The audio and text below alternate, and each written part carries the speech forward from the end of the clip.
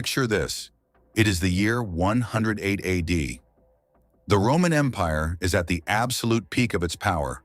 50 million people, 5,000 miles of paved roads, and the most disciplined killing machine ever assembled by human hands.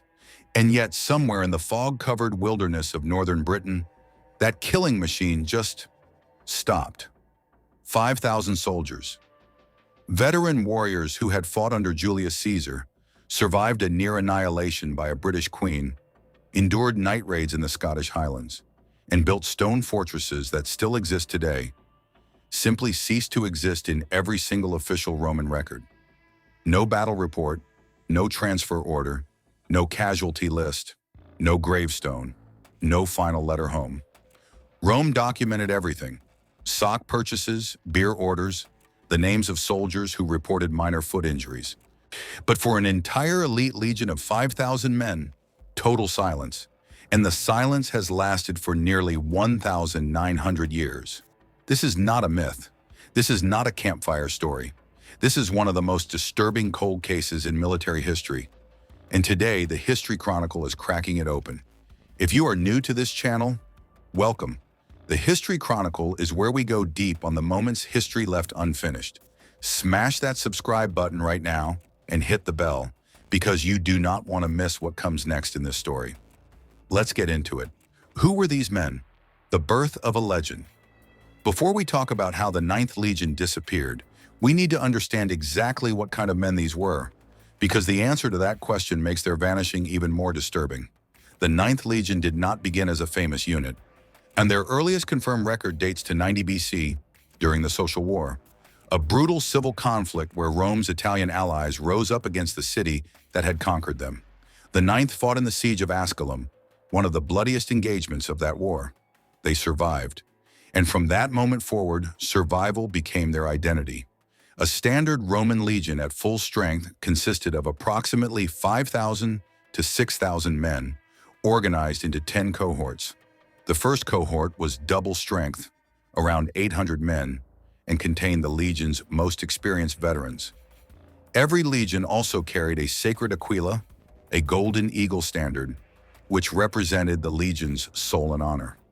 Losing it in battle was considered the greatest disgrace a Roman soldier could suffer. Emperors launched entire campaigns specifically to recover lost eagles.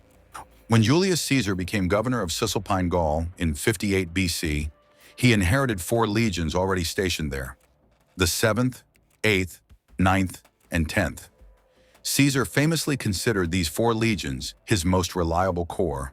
He used all of them immediately for his opening campaign against the Helvetii, and the 9th Legion marched with him for every single year of the brutal 8-year Gallic Wars. They were at the legendary Siege of Alesia in 52 BC, the masterstroke tactical battle where Caesar surrounded the Gallic chieftain Vercingetorix's 80,000-man army with a double ring of fortifications, then held off a massive relief force of 250,000 warriors attacking from the outside simultaneously. It remains one of the most extraordinary feats of military engineering in ancient history, and the 9th Legion held a critical section of those walls. Caesar himself praised his veteran legions repeatedly in his personal war memoirs, Commentari de Bello Gallico, noting that their relentless discipline allowed them to perform under conditions that would destroy lesser armies. After Caesar's assassination in 44 BC, the 9th Legion story did not end. It evolved. They fought at the Battle of Actium in 31 BC, helping Octavian defeat Mark Antony and Cleopatra, which transformed Rome from a republic into an empire. The man they helped make emperor, now called Augustus, rewarded them by sending them to fight the ferocious Cantabrian Wars in northern Spain from 25 to 19 BC, a savagely difficult mountain campaign that lasted years and earned them their permanent nickname forever after. Hispana, the Spanish one, where by the time they were deployed to Britain, these were men with over a century of institutional military memory. Fathers had passed their helmets to sons. The 9th Legion was not just a unit, it was a living dynasty of warriors. Crossing the edge of the world. In 43 AD, the Emperor Claudius made a decision that most Romans considered borderline insane: invade Britain. To the Roman mind, Britain was not simply another province waiting to be absorbed. The English Channel, the Oceanus Britannicus, represented the literal boundary of the civilized world. Ancient writers describe Britain as a land permanently draped in mist, ruled by fierce tattooed warriors, where the sun barely appeared and the rains never stopped. Crossing it was, in Roman cultural terms, equivalent to sailing into the underworld. Claudius needed the best. He chose the ninth. The Roman invasion of Britain in 43 AD involved 4 legions and approximately 40,000 troops. The initial landing was largely unopposed, but fierce resistance followed inland. Within 4 years, Rome had established control over much of southern and central Britain. The Romans called the province Britannia, and it remained one of the most expensive, difficult, and rebellious provinces in the entire empire for the next 350 years. The ninth landed as part of this invasion force and quickly became the spearhead pushing Rome's frontier northward. By 50 AD, they had defeated the forces of the British resistance leader Caratacus and helped establish the fortified settlement of Lindum Colonia, modern Lincoln. Under their commander Caesius Nasica, they also crushed the first revolt of Venudius, king of the Brigantes tribe, at between 52 to 57 AD. For 17 years, the Ninth Legion appeared to be Rome's unstoppable northern hammer, and then came the disaster that would haunt them forever. The day the earth burned, Boudica's revolt. In 61 AD, the Roman administration in Britain made a series of decisions so breathtakingly arrogant and cruel that they triggered the most catastrophic provincial rebellion Rome had ever faced in the West. When the king of the Iceni tribe died, Roman officials simply ignored his will, which had carefully divided his kingdom between his daughters in Rome as co-heirs. Instead, they declared his lands forfeit, treated the Iceni as a conquered people, publicly flogged his widow Queen Boudica in the town square, and assaulted her daughters. The rage that followed was not political, it was personal, it was primal. Boudica assembled a coalition of Celtic tribes burning with decades of accumulated grievance. The ancient sources cite numbers ranging from 100,000 to 230,000 warriors, and launched an annihilating campaign across Roman Britain. She burned Camulodunum, Colchester, Londinium, London, and Verulamium, St. Albans, to the ground. Archaeological evidence from beneath modern London still shows a thick layer of red-burnt debris dating to exactly this period. The physical scar of Boudica's revenge buried beneath the streets of one of the world's great cities.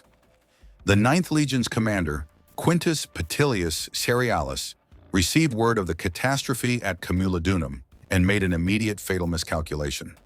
He marched directly toward the burning city with his troops, apparently confident that no tribal force could stop Rome's veterans in open confrontation. He was wrong. The Roman legion's greatest tactical strength was the triplex aces, the triple battle line. Soldiers fought in interlocking shield formations, creating a virtually impenetrable moving wall of iron. But this formation required open, level ground to function. In dense forests, narrow valleys, or broken terrain, it became nearly useless. The Celts understood this. They consistently chose battlefield terrain that nullified Rome's greatest advantage. Before the Ninth even reached Camulodunum, Boudica's warriors caught them in the dense British forest. The Celts attacked with absolute tactical chaos, screaming warriors crashing in from every direction simultaneously, offering no coherent line to meet, no flank to anchor against. The Ninth's infantry, the backbone and fighting heart of the entire unit, was massacred. Cerealis escaped with only his cavalry, barricading himself inside his fortified camp. The ancient historian Tacitus records the event with cold brevity that somehow makes it even more chilling. The Roman Empire's Emperor Nero was forced to rush thousands of replacement legionaries from the Rhine frontier just to keep the Ninth Legion from being completely disbanded. The Ninth had survived, but at a cost that went far beyond numbers. Their mystique of invincibility was shattered. Scotland, the terrain that fought back. After Boudica's rebellion was eventually crushed by the Roman governor, Suetonius Paulinus, using other forces, the Ninth was reassigned northward, establishing a new fortress at Eboracum, the settlement that would one day become the city of York. In 82 to 83 AD, the ambitious Roman governor, Gnaeus Julius Agricola, decided to finish what previous governors had started: total conquest of the island. He launched a full military invasion of Caledonia, modern Scotland. The Ninth Legion was his strike force. Nothing could have prepared them for what Scotland actually was. The Caledonian tribes were the ancestors of the people who would later be known as the Picts, from the Latin picti, meaning the painted ones, a reference to their practice of tattooing or painting their bodies. The Roman historian Tacitus described them as physically large, red-haired, and equipped with long, slashing swords and small shields. Unlike the southern British tribes, the Caledonians had watched Rome's advance for decades and developed specific counter-tactics. They were not primitive, they were adaptive. Roman legions fought best on flat, open ground where formations could be maintained and communicated clearly. Scotland offered the precise opposite: jagged mountain ranges, waterlogged peat bogs capable of swallowing armored soldiers, driving rain, dense fog that eliminated visibility, and a landscape that broke Roman formation warfare at every turn. The Caledonians refused open battle entirely. They hit supply convoys, assassinated isolated scouts, burned Roman foraging parties, and melted back into terrain the Romans could barely navigate. Every time a Roman column turned to fight, there was nothing there. And then came the night that almost ended everything. When Tacitus, writing in his biography of Agricola, De Vita Agricolae, records that the Caledonians learned the Ninth Legion was camped separately from the main force, still recovering from previous losses. They launched a coordinated night assault, silently killing the sentries in the dark, then flooding into the camp while soldiers were still asleep in their tents. Tacitus writes that the Caledonians burst upon them as they were terrified in their sleep.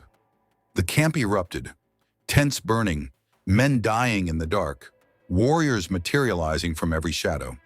The Ninth Legion only survived because Agricola received a warning in time and sent cavalry to hit the Caledonians from behind at dawn. Tacitus records that once the relief force arrived, the men of the Ninth recovered their spirit and, sure of their safety, fought for glory, pushing the Caledonians back.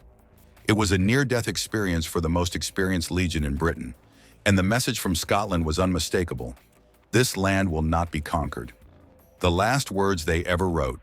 After Agricola's campaigns, the Ninth Legion returned to their fortress at Eboracum, and for roughly 2 more decades they continued their work, patrolling, maintaining, existing.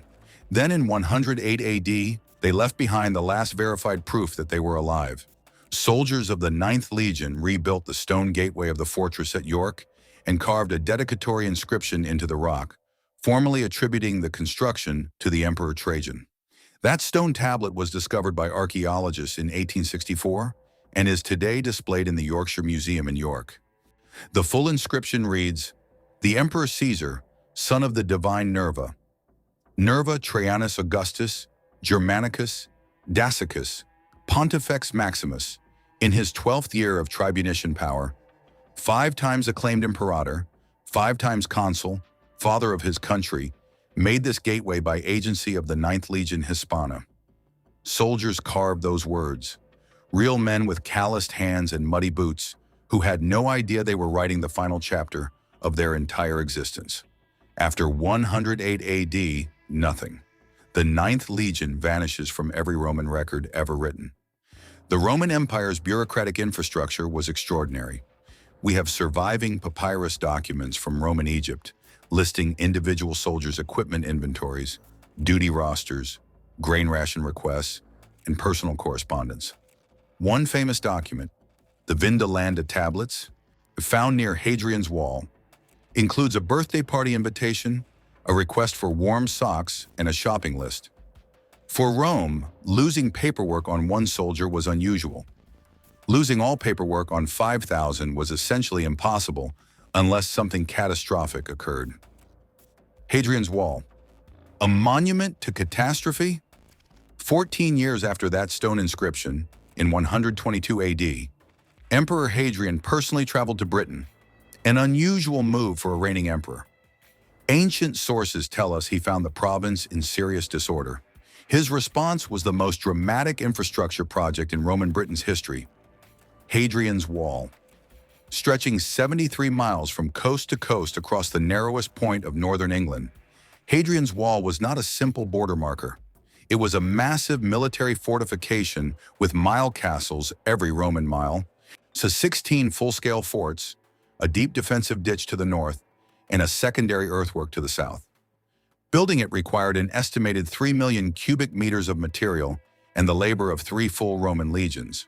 To garrison it, Hadrian imported a completely fresh legion from Germany, the 6th Legion Victrix, and installed them at Eboracum, the Ninth Legion's own fortress, their home. The house was empty. The owners were gone. No explanation was given. The Roman historian Marcus Cornelius Fronto, writing in the 160s AD, told the emperor Marcus Aurelius directly, "Indeed, when your grandfather Hadrian held imperial power, what great numbers of soldiers were killed by the Britons. Hadrian wasn't just building a wall. He may have been building a response." 3 theories. No verdict. Once scholars have argued over the Ninth Legion's fate for over a century, the evidence points to 3 serious possibilities. Theory 1. Annihilation in Scotland or northern Britain.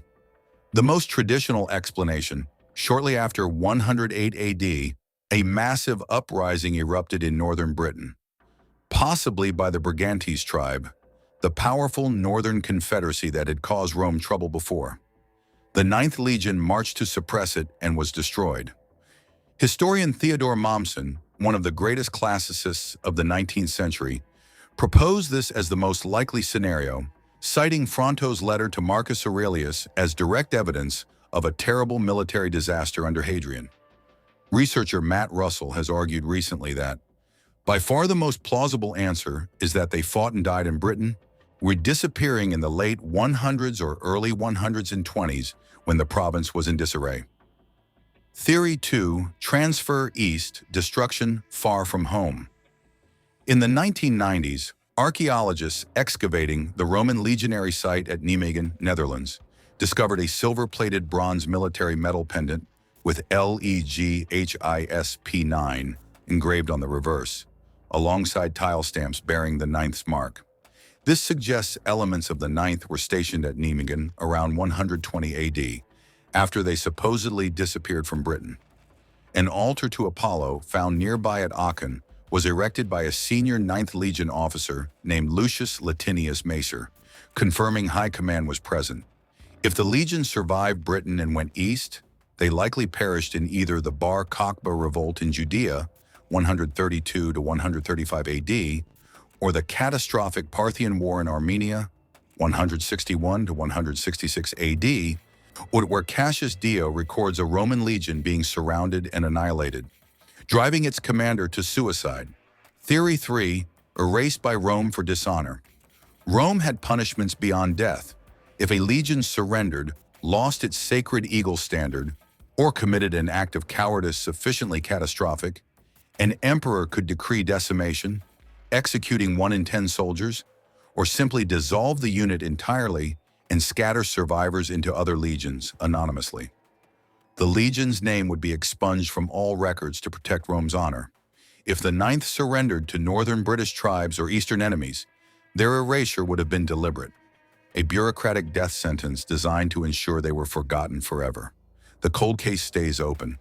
As recently as December 2024, Roman archaeologists announced new evidence suggesting a previously unknown battle site in Derbyshire, England, may be connected to the Ninth Legion's final campaign, potentially reshaping the entire timeline of their disappearance. The stone tablet in the Yorkshire Museum in York still exists. You can visit it today. You can read the carved words these soldiers left behind in 108 AD, the last thing any of them ever officially signed their name to. 5,000 men, a century and a half of military history, an empire's most meticulous paperwork, and then absolute silence. Now here is where I need your mind. 3 theories, 1 cold case. Drop a comment right now and tell me which explanation makes the most sense to you. Were the Ninth Legion massacred in Scotland, wiped out so completely that Rome had no survivors to report back? Were they transferred east and destroyed far from Britain, killed in Judea or Armenia with their records quietly buried? Or were they deliberately erased, a legion so disgraced by surrender that Rome chose to pretend they never existed? This is the History Chronicle, and this is exactly the kind of history we live for. If this video hit different, smash that like button, subscribe right now if you haven't already, and share this with anyone who thinks they know Roman history. Because the Ninth Legion proves that even the greatest empire in human history had secrets it could not, or would not, explain. I'll see you in the next one. The history is waiting.